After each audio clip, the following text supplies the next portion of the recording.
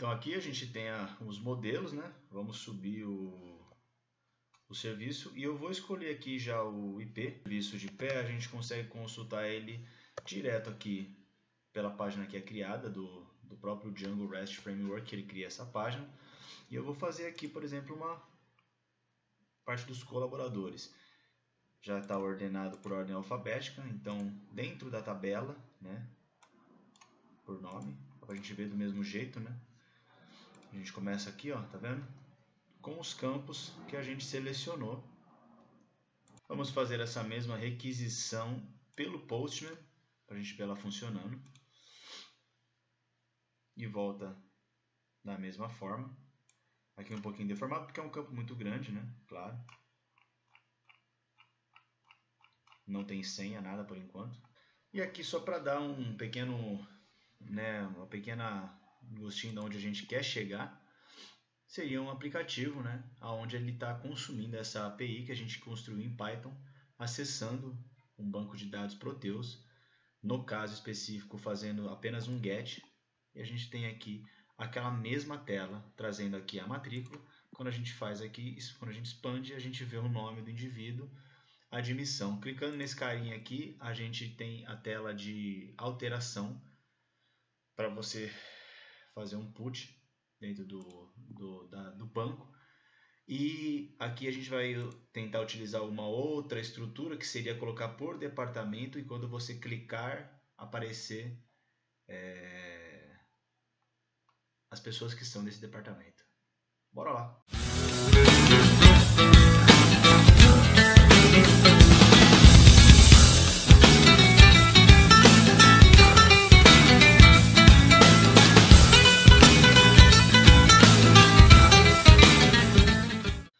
Então a ideia aqui, cara, que a gente tem do nosso projeto, né, era fazer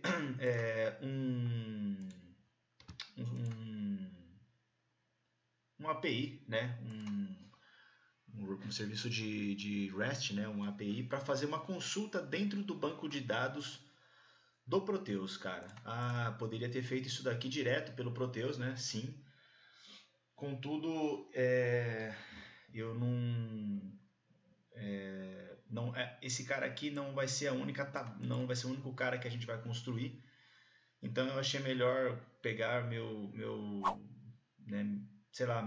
tempo e me dedicar a fazer uma ferramenta onde eu pudesse acessar outros bancos, né, inclusive o do Proteus, né, e não somente utilizando a linguagem ADVPL. Eu achei que era interessante expandir.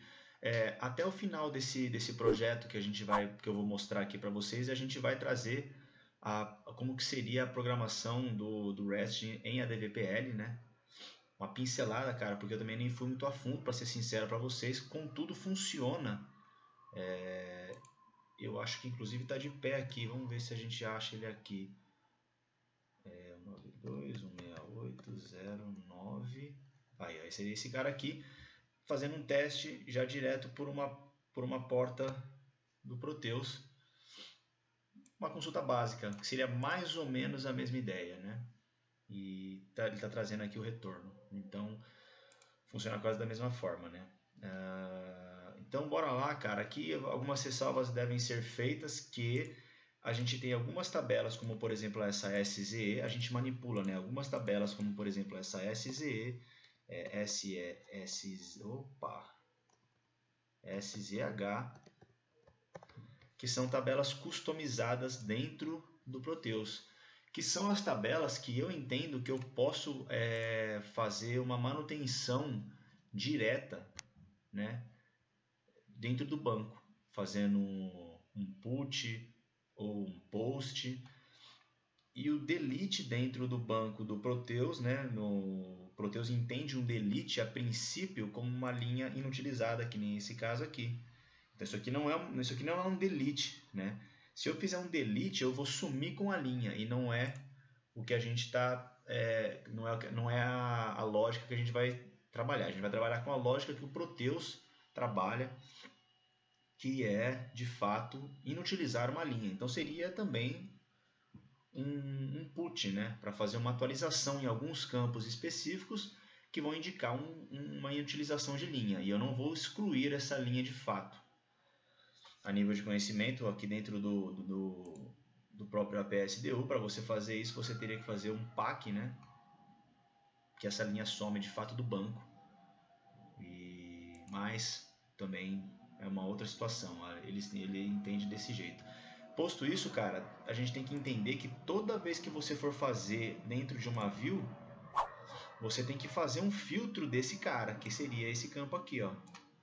Porque se ele tiver ticado com um asterisco, ele é um campo deletado. Então, toda vez que você for fazer uma query, você tem que deixar você tem que flagar, né, dentro da query que, cara, esse campo tá branco, ele não é cancelado, entendeu?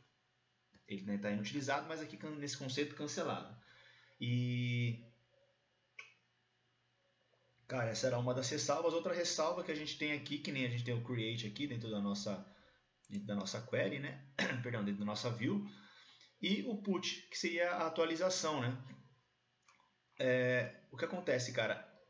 Eu não entendo que seja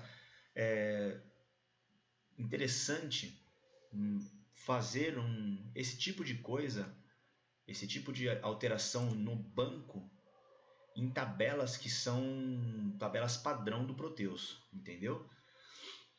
Por diversos motivos, mas eu acho que às vezes você pode pegar alguma lógica errada, cara, sei lá, tá fazendo alguma requisição nessa tabela por dentro do Proteus mesmo, e você também tá fazendo, não sei como é que seria isso via banco, como é que o sistema entende isso.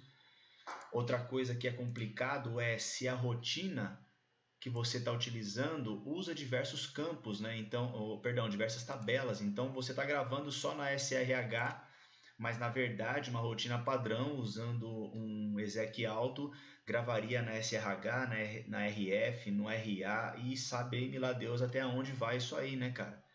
A gente tem até dentro do Proteus na rotina lá, você pegar o caminho da rotina, quais tabelas que usam e tudo mais. Só que, cara, eu não acho interessante você fazer dessa forma. Então, qual que é a abordagem que a gente vai fazer aqui, cara? A ZE é uma tabela muito simples, que é um cadastro de colaborador não utilizando a SRA, por conta de ser, cara, campos básicos aqui, só para fazer envio, só para fazer uma tela de, né? Inclusive, a gente já tem essa rotina no vídeo, né? Que é uma rotina que em MVC, né, você mandar um e-mail, tá? Vou até deixar o card aqui em cima para quem não acompanhou essa rotina conseguir ver e dar uma olhada lá, que também é uma rotina interessante via Proteus, né? Então a gente vai ter essa tabela SZ que a gente consegue fazer a manutenção com relativa segurança, né? Desde que você tenha feito a programação correta e tudo mais, né? Aqui a gente tem até uns testes, né, de uns posts que eu fiz, né? Ó, tá vendo aqui? Seriam os testes, né, dos posts que eu fiz e tudo funcionou corretamente, então tá ok. E essa tabela SZH, cara, é a tabela que a gente vai usar para poder fazer uma tabela temporária e depois, a partir dessa ZH, a gente vai jogar na RH, na SRH e na RF. Inclusive também fazendo algumas alterações na ZE, né? A ideia é que a gente coloque nessa ZH uma solicitação do que o colaborador vai fazer de um período de férias e vai ser enviado para o seu gestor direto ali, né, do departamento.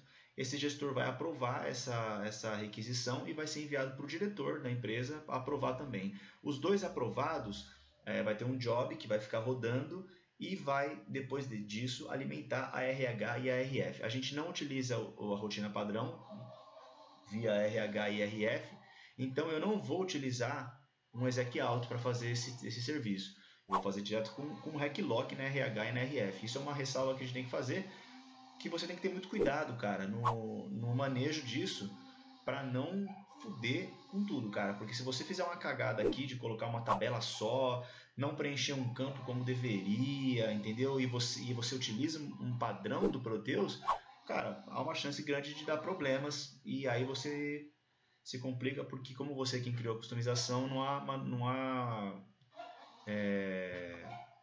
tem suporte para isso, né? O suporte é você, porque você que criou a rotina. Então, acho que a gente já fez as ressalvas que são interessantes fazer, né, sobre essa construção. E passo a passo aqui com o que eu fiz. Você cria de fato, né, o aplicativo aqui, porque primeiro você criou um projeto em cima, e dentro desse cara você cria o aplicativo em si, que no caso aqui, por exemplo, o meu é férias. Aí você vai criar esse cara e vai criar toda essa estrutura.